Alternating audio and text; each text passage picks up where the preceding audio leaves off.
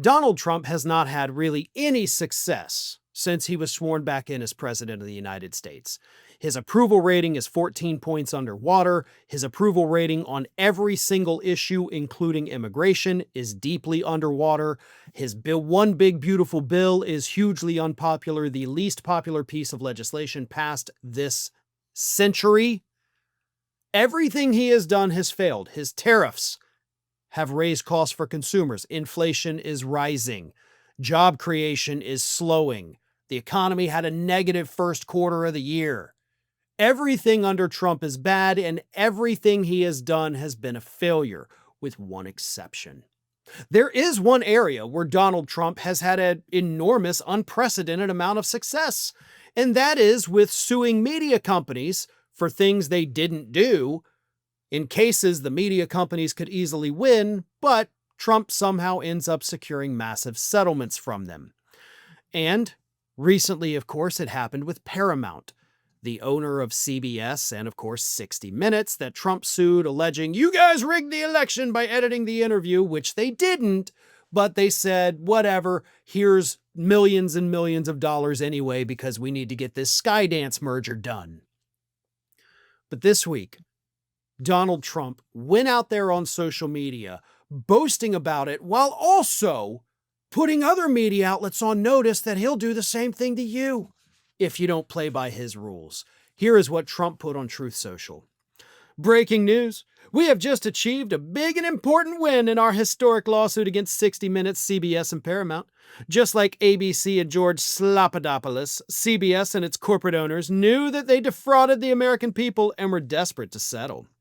Paramount, CBS, 60 Minutes have today paid $16 million in settlement, and we also anticipate receiving $20 million more from the new owners in advertising, PSAs, or similar programming for a total of over $36 million. Another in a long line of victories over the fake news media who we are holding to account for their widespread fraud and deceit. The failing New York Times, the Washington Post, MSDNC, CNN, and all other mainstream media liars are on notice that the days of them being allowed to deceive the American people are over. Make America great again. This post also came just a day or two after Donald Trump suggested that both Jimmy Kimmel and Jimmy Fallon should be fired from their respective late-night talk shows, which Trump celebrated last week the news that CBS was getting rid of The Late Show with Stephen Colbert next year, which came immediately after the settlement. So, yeah, it doesn't take a genius to see here that these media outlets are firing people who are critical, even humorously so, of Donald Trump. So Donald Trump is literally directing these media outlets who to fire next. He says Jimmy Kimmel and Jimmy Fallon. I guess Seth Meyers flew under the radar. But Jimmy Kimmel has been one of the more hilarious and constant people mocking Trump for years and years, repeatedly drawing Trump's ire.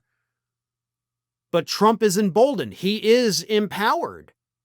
He filed lawsuits that these media outlets could have easily won. I mean, hell, they could have filed motions to dismiss, and they would have gotten that. But they didn't. They didn't fight. They rolled over, showed their belly, gave Trump all the power, gave him all the money, and now we're screwed.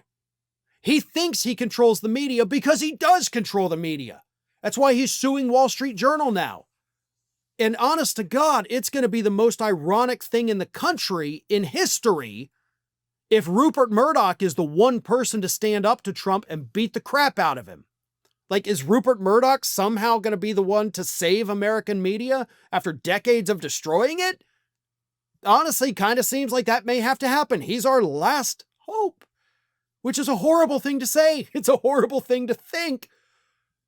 But the fate of American media now rests in Rupert Murdoch's hands. Don't bow down to Trump.